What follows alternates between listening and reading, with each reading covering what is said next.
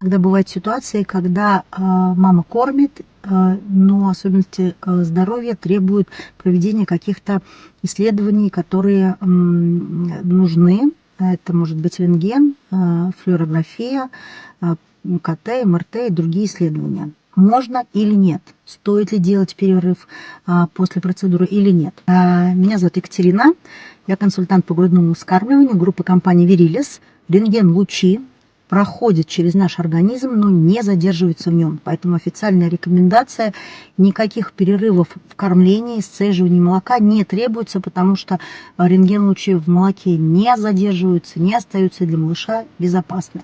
КТ, МРТ и другие исследования, которые используют в своей сути какие-то специальные волны, также не накапливаются в организме и безопасны для вашего малыша, никак не влияют на молоко, поэтому перерывов не нужно делать.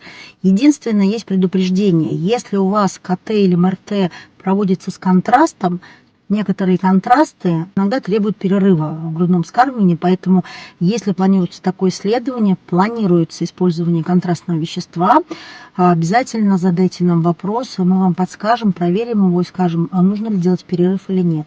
Всем здоровья!